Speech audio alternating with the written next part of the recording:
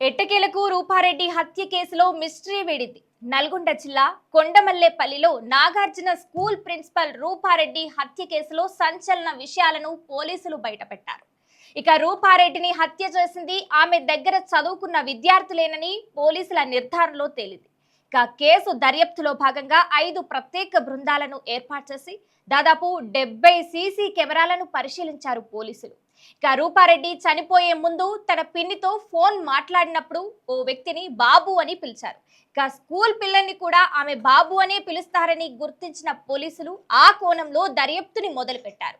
ఇక హత్య తర్వాత 4 రోజులు స్కూల్ కి సెలవులు ఇచ్చారు.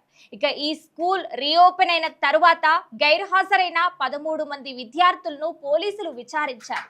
వారిలో 5గురు 10వ తరగతి విద్యార్థులు ఉండగా 2 విద్యార్థులు ఖర్చు చేస్తూ జల్సాలు చేస్తున్నట్లుగా గుర్తించారు. వారిని అదుపులోకి తీసుకుని విచారించగా ఒకరి దగ్గర 1,54,000 నగదు దొరికింది. ఆ డబ్బు ఎక్కడిదని ప్రశ్నించగా ఇక తల్లిదండ్రులు ఇచ్చారని చెప్పారు. కానీ ఆ నోట్లపై రక్తపు మరకలు కనిపించడంతో ల్యాబ్ కి పంపారు పోలీసులు. ఇక ఆ రక్తం రూపారెడ్డిదేనని నిర్ధారణ చేశారు.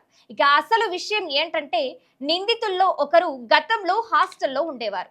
అతనికి మద్యం బైకులపై మోజు ఉండటంతో బ్యాంకులో నగదు ఫోన్ గుర్తించిన రూపారెడ్డి అతన్ని మందలించి డే స్కాలర్ గా మార్చారు. ఇక అప్పటి నుంచే ఆమెపై అతనికి కోపం పెరిగినట్లుగా పోలీసుల నిర్ధారణలో తేలింది.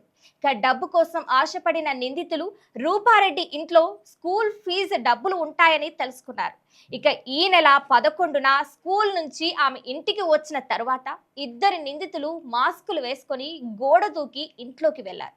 అయితే ఒకరి మాస్క్ కింద పట్టడంతో రూపారెడ్డి అతన్ని గుర్తించారు. దీంతో ఆమెను 27 సార్లు కత్తితో పొడిచి హత్య చేసి ఆమె ఫోన్తో పాటు ఇంట్లో ఉన్న నగదును తీసుకుని అక్కడి నుంచి పారిపోయారు.